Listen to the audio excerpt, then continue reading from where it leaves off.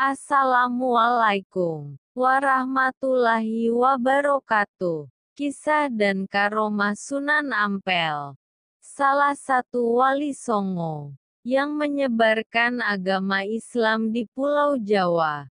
Sunan Ampel, nama aslinya adalah Ali Rahmatullah atau dikenal Raden Rahmat.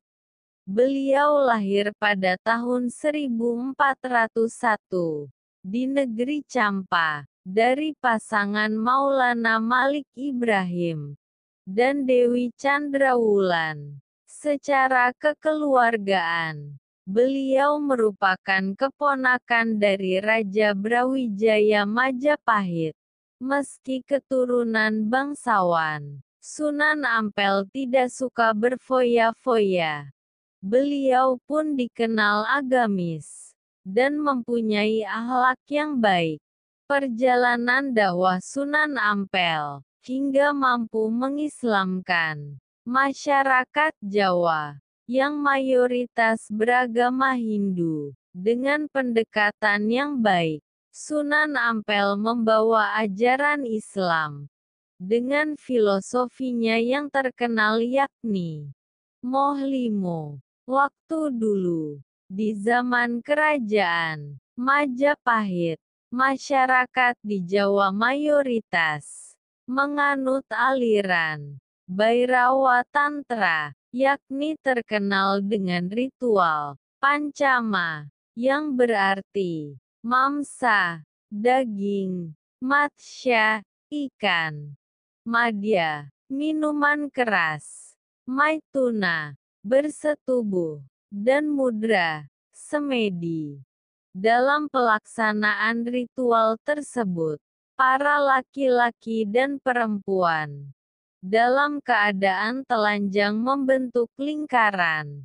Mereka makan dan minum arak sampai mabuk. Selanjutnya mereka akan melakukan seks bebas, yang kemudian dilanjutkan dengan semedi bersama-sama, untuk menghilangkan kebiasaan hina tersebut. Sunan Ampel merekonstruksi ajaran Pancamo dengan Moh Limo. Moh Limo ini merupakan ajaran yang selaras dengan nilai-nilai Islam. Dalam bahasa Jawa Moh Limo artinya tidak melakukan 5 perbuatan tercela. Di antaranya yaitu 1. Moh main, tidak mau berjudi. 2. Moh ngombe, tidak mau mabuk. 3. Moh maling, tidak mau mencuri. 4. Moh madat, tidak mau menghisap candu. 5. Moh madon, tidak mau berzina. Perbedaan antara keberagamaan dan sosiologis masyarakat tentu menjadi faktor tantangan tersendiri dalam berdakwah bagi Sunan Ampel. Namun, karena kecerdasannya yang dimiliki, maka beliau mampu menemukan metode dakwah yang berbeda dengan metode yang digunakan wali-wali yang lain.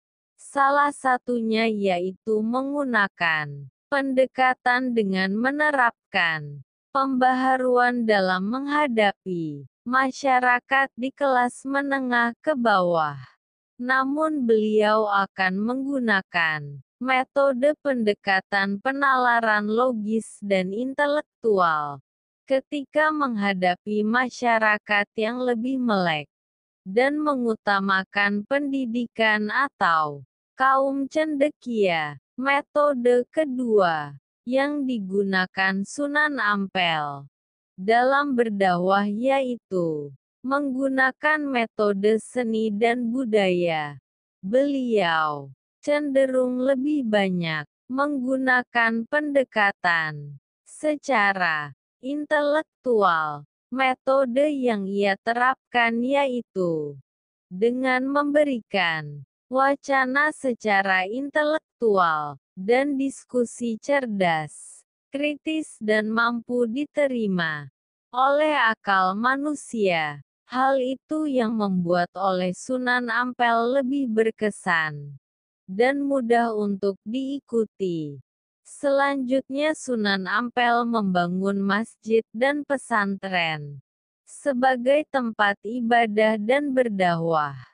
Di Ampel Denta, pesantren itu menjadi pusat pendidikan Islam yang berpengaruh bagi masyarakat di sekitarnya. Sunan Ampel juga mempunyai murid.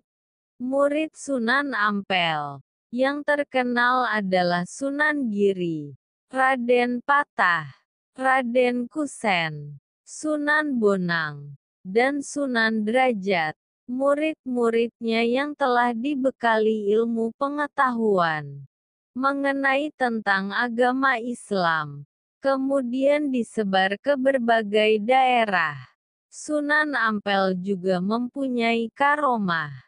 Salah satunya yaitu ayam jago yang selalu menang dalam sebuah perlombaan sabung ayam, menyeberangi sungai tanpa basah sedikit pun. Beliau juga memiliki karomah menghidupkan orang mati hingga 9 kali. Orang itu adalah santrinya sendiri, yakni Mbah Soleh, yang bertugas menjadi marbot di Masjid Ampel. Sunan Ampel sangat suka dengan pekerjaan santrinya itu dalam membersihkan masjid menjadi sangat rapi dan bersih. Tetapi suatu ketika Mbah Soleh meninggal, santri lain lantas menggantikannya menjadi marbot masjid. Tetapi tidak ada yang bisa membersihkan masjid seperti yang dilakukan Mbah Soleh. Masjid tetap kelihatan kotor. Seketika, teringatlah Sunan Ampel dengan santrinya itu. Dia langsung berkata, seandainya ada Mbah Soleh, pasti masjid ini akan bersih. Tiba-tiba Mbah Soleh hidup lagi dan langsung membersihkan masjid hingga bersih kembali. Tetapi beberapa bulan kemudian, Mbah Soleh meninggal lagi, dan masjid kembali menjadi kotor. Kejadian serupa terus berulang, bahkan hingga 9 kali. Mbah Soleh kemudian dimakamkan di kompleks Masjid Ampel.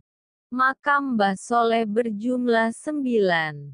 Hal ini sesuai dengan mati dan hidupnya Mbah Soleh. Sampai di sini ulasan singkat cerita. Semoga memberikan manfaat untuk kita.